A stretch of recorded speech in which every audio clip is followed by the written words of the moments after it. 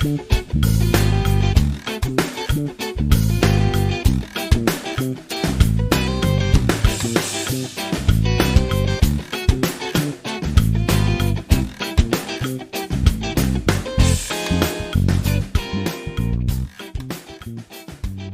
you for joining us in what will be an extra saddle pod as we take an alternative and segued deep dive into the beloved 1970s sitcom The Good Life. So let me introduce you to my very special interviewee, writer James Hogg. Hi, James. Hello, good evening. James has written the authorised biography of The Good Life star Richard Briers, who stars as Tom Good, called More Than Just a Good Life, and it was published in 2018 by Constable. And this is a book that's been described as casting a spotlight over the rich diversity of a much-loved actor's career. And it reveals Briers to be very likeable and a modest person. You had the support of Briers' family, that's right, isn't it, James, when you wrote the book? Is he someone that you were in contact with personally? Yes, I was down to, I do a lot of ghostwriting. So right. I've written a few biographies, but I do a lot of ghostwriting. So I help celebrities and people I admire write their books. And one of the people I got in contact with was Richard Briers. Unfortunately, about 6 months before he very rudely died. He rang me up. He was very interested, but he had very, very bad emphysema at the time, which is obviously what saw him off. And we chatted, and I think he'd had a few, I'd had a few, and I said something that made him laugh. And honestly, it took him about 15 minutes to come back. It almost killed him. Oh, horrible. My goodness! So it was a very bittersweet moment, but. Had Richard lived for another year, we would probably have got it off the ground. But when he died, I left it a year, and I thought, no, sod it. Something has to be done. Something has to be written. And so I got in touch with the family, and we took it from there. Oh, wonderful. Was he someone that you admired the work of? Oh, massively. I think I've ghosted or collaborated on 25 books. So far, and they're all people that I admire. So I would, I'm not a ghost for hire. So I will get in touch with the people I want to write a book with, and I'll say, let's write a book. So, which is great because I end up doing books with people I admire. Richard Briers is up there. I can't think of anybody. He's my favourite actor. Yeah. So he still is. So I still dream. I don't have many regrets, but one of the few I have is not meeting. And writing a book with Richard Briers. But the next best thing was doing the authorised biography. So you got everybody else. So you got the next best thing. Absolutely. And I'm guessing that along your journey of writing the book, most people had something wonderful to say about him, I'm guessing. Did you ever get the gist of him as a person ever losing his temper? Because he's not the kind of person that I sort of see as ever being miserable or cross. Yeah, definitely. Well, I mean, he's somebody who had to play King Lear. I saw him play King Lear with the Renaissance Company back in the early 90s, and you have to be, you've got to be able to lose your temper big time in a role like that. And yes, he could. Not easily. He didn't suffer fools, and there are certain, if we talked off camera, then I could tell you about a few people who wound him up the wrong way. But generally, he was very amiable and affable, and he was an actor's actor. He enjoyed what he did. He liked a glass, and he was out for a good time, really. Oh, fantastic. Do you think he ever sort of begrudged the success of The Good Life? Because I suppose that could be seen as a bit of a flimsy role compared to stage acting, Shakespearean acting. Do you think he ever felt a bit resentful towards his role as Tom Good? The absolute opposite. The absolute opposite. Richard grew up, he was born in, 30, I think it was 32, or 34. And he grew up in the hungry 30s, if you like. Never had much money. And the thing that inspired him, apart from acting, was the thing that motivated him was a morbid fear of being skint. And that was his motivation. So something like The Good Life, where, I suppose he could become typecast to a certain extent. He really, really didn't care, because he was in the moment. He was putting food on the table. He was putting money by. He was a jobbing actor. He always used to introduce himself as Dicky Briers, jobbing actor, which is what he was. He was a jobbing actor. He went from job to job. So absolutely not. He said to Penelope Keith after they finished making, I think, the first series, he said, "You do realise nothing for all four of us will ever be the same again." So he knew what it meant. He knew what was happening. He knew that how big, that what The Good Life was going to become. But no, he had no truck with it whatsoever.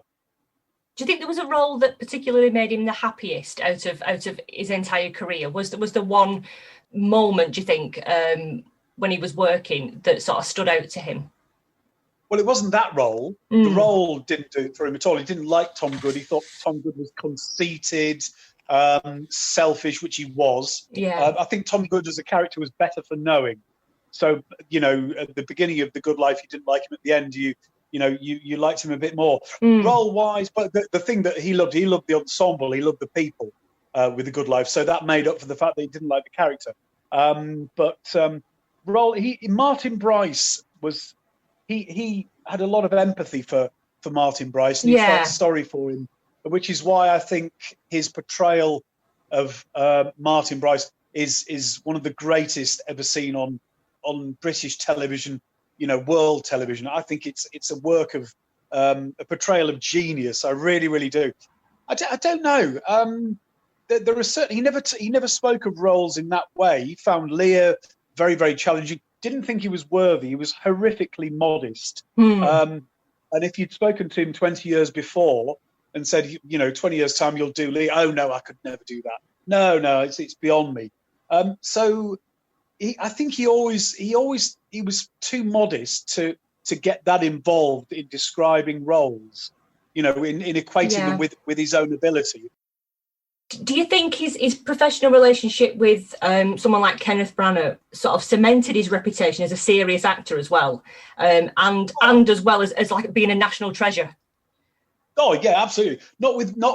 Certainly not with being a national treasure. That was done and dusted by the time Branagh came around. Yeah. But Richard had played. I'll give you an example. Right in the early, it was 1972. He played Richard III. It was a tour, national tour. Derek Jacobi. Was in it. It was playing all the big theatres, and he was playing somewhere like Darlington or whatever, and he was just coming up to the This Is the Winter of Our Discontent or whatever. He's alone on stage, and somebody in the crowd shouts, "Hello, Dick!" and he found himself lifting his hand ever so slightly to wave at the man to acknowledge the fact that he'd recognised it, which I found was absolutely. So that was, he was never taken seriously. He tried it. He did Chaucer. He did all kinds of things. Chichester Festival. But then Branagh came along and said, "Okay, this is what I want to do with you." And it was manna from heaven, because he'd never had a mentor in that particular genre, if you like. Yeah. And then Branagh comes along, this young pretender who's, knee-high to a grasshopper in his 30s, and sees something that nobody else has. Because then by that time he was typecast as a light comedian. He was P.G. Wodehouse, Esmond and Larby, etc., etc. And then Branagh comes along and says, "No, I want you to play. I want you to play Malvolio. I want you to play Lear." First he had no. I'll tell you what, he was. We talk about Branagh as he is now. He's Sir Kenneth Branagh. Back then, he was nobody. So Richard was taking a massive risk by getting involved in this upstart, this actor director who nobody had heard of, and ended up doing world tours with him, etc. But Richard loved being solvent, and he liked taking all the safe roles, but he would also take a chance. Fantastic. Good life, good life, good life, good life, good life, good life, good life. In terms of TV and his own preferences, what do you know? What kind of things that he would choose to watch? I know that. I'll tell you what. One of the great joys about writing his biography, Lucy Briers, his daughter, invited me to the family home which they'd lived in since the 60s. Yeah. And showed me into his study, which had been kind of just left. No, it wasn't like Kenneth Williams' flat, covered in cling film or anything. But they hadn't really touched it. But they hadn't really touched it for the simple reason they didn't really know what to do with it all. And they said to me, "Would you go through it, almost an archive, everything?" Oh, what a you job! have no idea that. Oh, I know, it wasn't bad, and he had all his bits and pieces from RADA. Honestly, this is an episode on its own. Just to tell you, I did on his birthday. I did a. I think you might have seen it. I posted some stuff on Twitter, just bits and pieces from his study. Letters that he'd written to and from people and stuff like that. But his books, it was like some. I mean, he was a massive P.G. Wodehouse fan. Huge P.G. Wodehouse fan. It was a lot of light stuff, but it was strange. He would read a lot of Chekhov as well. So he had I think his breadth of work on the stage and in TV didn't do his taste justice, in the sense that he had a much more Catholic taste when it came to reading. Yeah. He would read absolutely anything. He really, really would. But he loved cartoons as well. Giles, the cartoonist, he was a massive, massive Giles fan. One of the first fan letters he wrote was to Giles.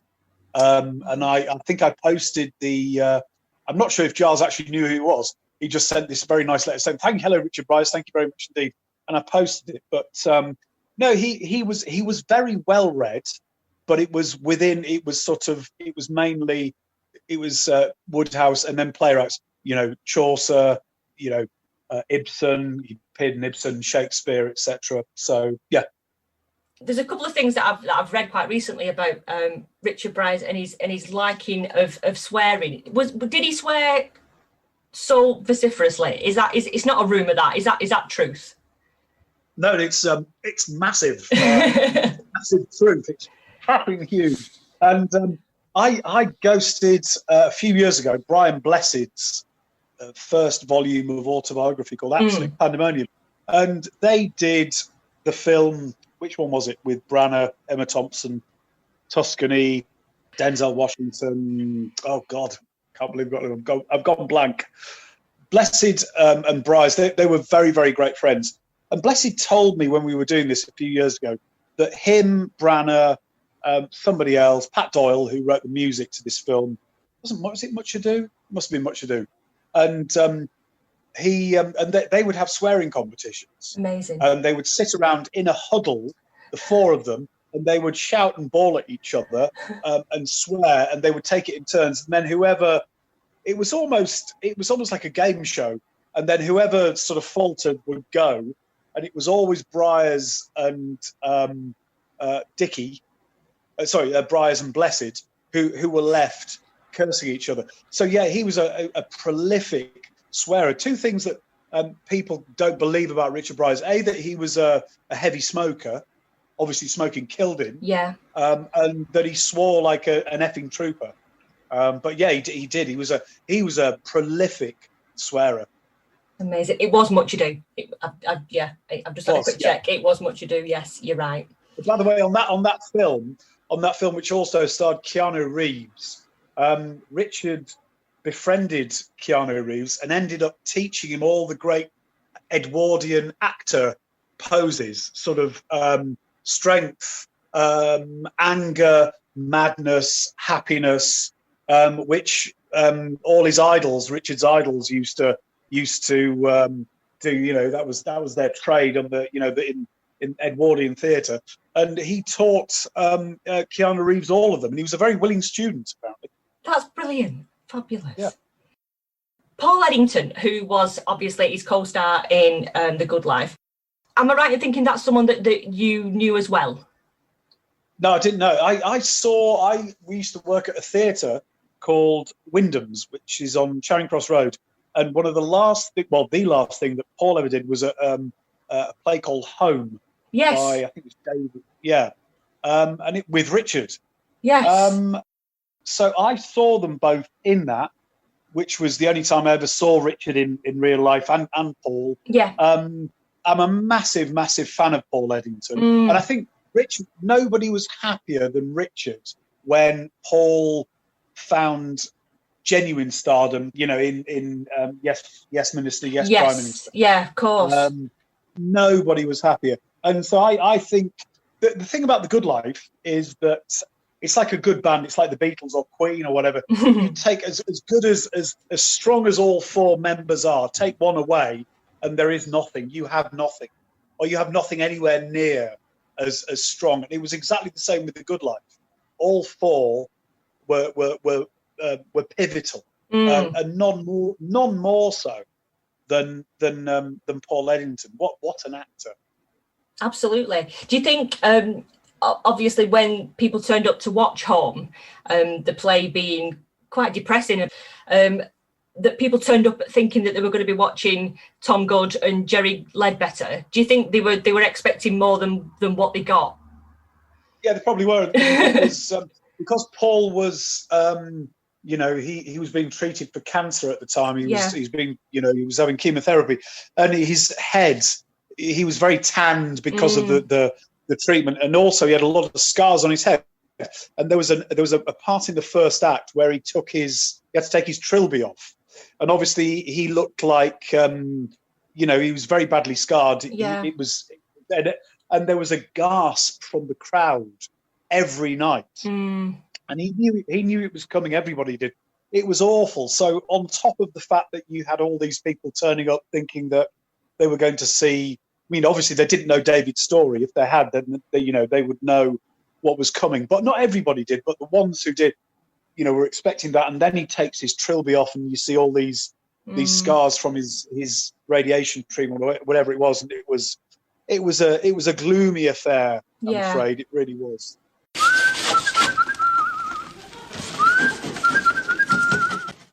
Just on the topic of Margaret Thatcher, I think Ben had picked up recently on the story behind Richard Briers' obit in The Spectator, describing him initially as a Thatcherite hero that was later amended to focus on the Margot character. Was this something that his family was aware of, or that they were sort of a bit upset about? I don't know. Did you know anything about that? Richard's own politics, or Richard was an old-fashioned Tory. He was not a Thatcherite. Yeah. Under any circumstances. I don't think he liked her very much, but he was. All I know from his family that he was, an old-fashioned conservative. Yeah. He was the Telegraph reader. He didn't care for the Guardian. He didn't care for the lobbies, the sort of bleeding heart liberals, etc. He also, the same respect, he didn't care for uber greed either, and he was obviously a very charitable man.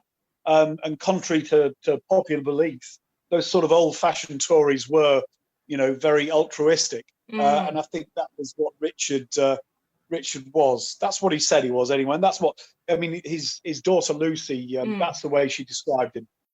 With him, obviously, the Good Life is our sort of our area of what we sort of chat about in depth quite a lot. His relationship with Felicity Kendall, obviously on screen when you see them as the Goods, it is the ultimate in a relationship. Everything seems to work and it goes as relationships do. His actual relationship on friendship with Felicity Kendall, it seemed quite strained towards the end, quite distant based on comments from sort of both parties. Was that the case? Were they just work colleagues? Did they fall out of touch later on? I think there was a bit of an age difference, but if the two of them had been absolute bosom buddies, I'm not sure whether they would have had the sort of chemistry. They say opposites attract, etc. And had they been, it would have been too easy. It would have been far too easy. It would have been too contrived almost. But answering your original question, focusing on that. No, I think it was just a case of the fact that they never got in touch. And when he died, Felicity Kendall, said publicly that one of her biggest regrets was not having kept in touch with Richard. But she had no idea how, and he was ill for years, but she had no idea. Had she known, I think she would have got in touch, etc., etc. But at the end of the day, there was a very famous. You remember the Likely Lads? Yeah. And there was this whole thing about Rodney Bewes, James Boland not wanting to keep in touch after the series had finished, and he said later that acting's a very transient profession, and you come out of a job, you go to another job. Yeah. You come out of another job, you go to another job. And I think, I think that was basically what it was. Richard had loads of friends in the business, but he didn't necessarily, apart from, I think he'd gone very, very well with Ronnie Barker, John Thor, and a few others. But, Felicity, Penelope Keith, he wasn't in touch with Penelope Keith, a bit with Paul Eddington, and a few others. But Felicity Kendall, I don't think she was actually I think this is only because the press focused on it and asked her the question. But I don't think there was anything lacking there. They might have caught Richard in towards the end he might have been a bit grumpy the fact that she hadn't been in touch with him. Yeah. But I genuinely think it was just that was it. And I think that was confirmed when Felicity said after he died that she regretted not having kept in touch. Yeah, of course. One suggestion that we have had for our next deep dive show is Faulty Towers, obviously starring the wonderful Prunella Scales, who we starred with in Marriage Lines on the TV and on radio. Did they get on? What was their relationship like? Yeah, they got on very, very, very, very well. Richard was very good friends with Tim West. Yeah. Who married Prue. I think I was lucky enough to interview them both for the book, and unfortunately Prue wasn't very well at the time. I think she's got Alzheimer's or dementia, but memory isn't what it was. But we had a great chat. It was a lot of fun, and their relationship was I think started with Marriage Lines, and was very, very cordial. Again, they were good friends. But sorry, just reverting this back to what you were saying before, they were pals, they were chums, and over the last few years of Richard's life, probably didn't see each other very often. Things happen. Everything's of its time. Marriage Lines was, and they kept in touch, and they were great friends, and they'd always consider each other friends. Like Brian Murphy. Brian Murphy's connection with Richard went back to right back to the beginning when he was doing amateur, Amdram, and they didn't really work together very much, saw each other every so often, but considered each other very close friends. If we were still lucky enough to have Richard Briers around now and he was well and still acting, what do you think he would be doing now? What kind of stuff do you think he would be involved in? He would be doing the same. One of the last roles he did on stage was at the National in London Assurance. And he played, God, I can't remember. If you've got Google, London Assurance, National Theatre, Richard Briers, and it's a great name as well. The character he played is fantastic. But anyway, it was one of these character roles that it's a scene stealer. So basically, he'd have a car that would pick him up in Richmond and take him to the National. He'd go on for 10, 15 minutes, and everybody would just talk about Richard Briers at the end of the show. And there'd be Simon Russell Beale and Fiona Shaw thinking, what the fuck happened there? Came on, I think that's what he'd be doing. He'd be doing he'd be doing lots of retrospectives about, rhubarb and custard, etc. One of the people I interviewed for the book about Ever Decreasing was Ricky Gervais, who's a massive fan. Yeah. And that's never been repeated on terrestrial television. And there's never been the big retrospective. There've been a few things, but that's what he would be doing. He'd be celebrating his work and other people's work. He'd be talking about Woodhouse and Ibsen and people like that. He would be a Sir. He would definitely be a Sir. The fact that he died a CBE, which is wonderful, but not a Sir, is I think there's a bit of snobbery there with regards to people who've appeared in comedy, unfortunately. Hells bells. Oh, well, thank you so much for sharing all the stuff that you know about Richard Briers with us. We really do appreciate it. Yeah, it's been lovely to chat with you. Thank you so much. Yeah, you too. No, and well done with the podcast. I genuinely really enjoy it. So that's good to hear. Oh, thank you so much. Yeah, that's wonderful. Pleasure. You take care.